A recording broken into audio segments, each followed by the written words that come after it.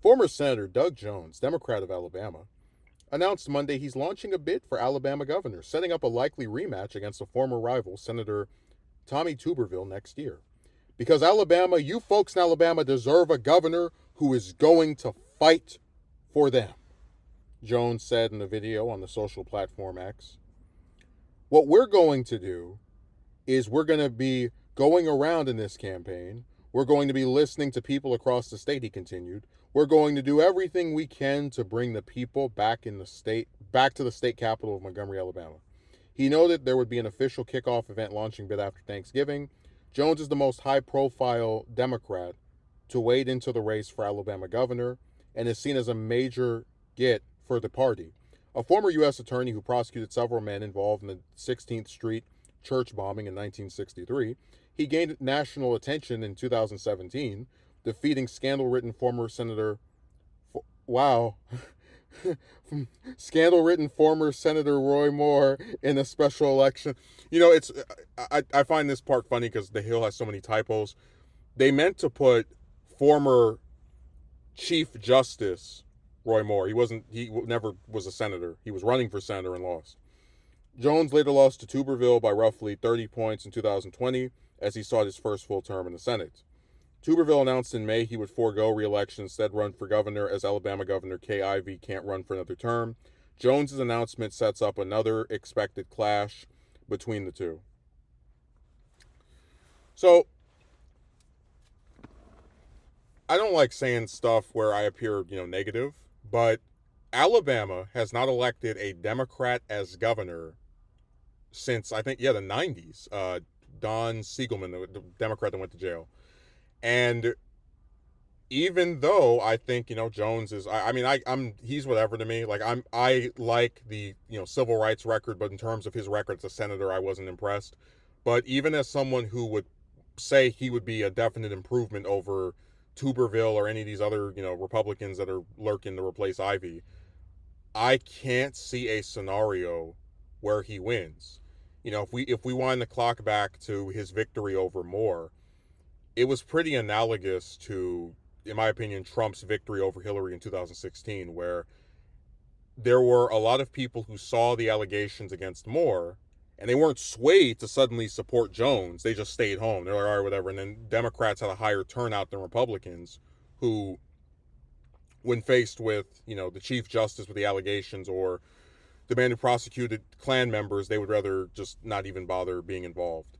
And I would say that was how it was with Hillary and Trump, where a lot of people who supported Obama in 2008, 2012 just sat home, and that helped Trump to get votes where Clinton's came up short. So Jones is someone who basically got in the Senate on an extremely rare circumstance of like this national election, where the voter base of the state, right, of the majority party, where Alabama's a red state, sat home and just said, to hell with this.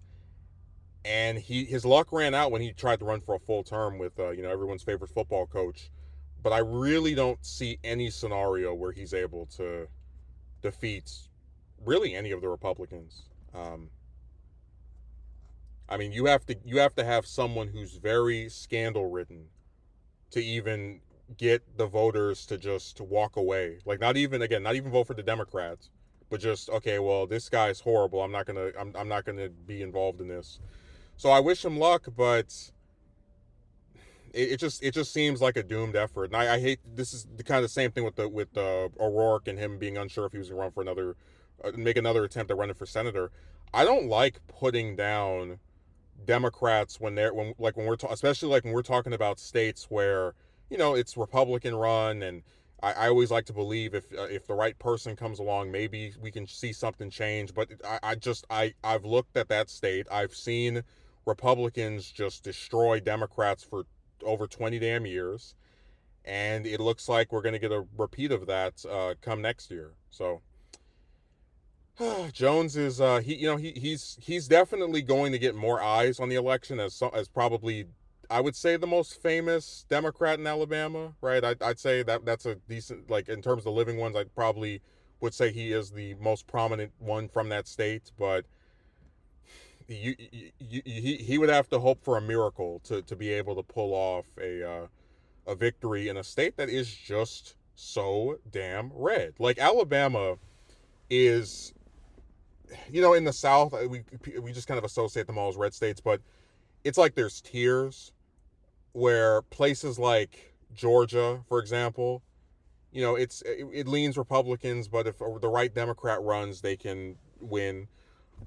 Same thing with North Carolina. I would say same thing with Texas, but I don't know. They haven't been really giving me much faith in them. That's how it used to be in Florida before DeSantis took over. So it's one of those things where Alabama's part of this group of southern states, hell, even more than South Carolina, that is just so damn red that honestly you could run. It could be a moderate Democrat, a progressive Democrat, and they just can't hack it. Um, and I hate saying it again because it's like I don't want to tell a national party, oh, you don't bother in this state, right? But the Democrats in Alabama know what I'm talking about. That's why when Jeff Sessions ran for re-election, I think that was in 2014, the last one he had before Trump picked him as Attorney General. The Democrats in that state didn't even bother to run against him. So this is my thing, that they know what I'm saying is true. Maybe Jones is hoping that he can turn the tide, but it's going to take a lot of prayer and a miracle for that to come to fruition.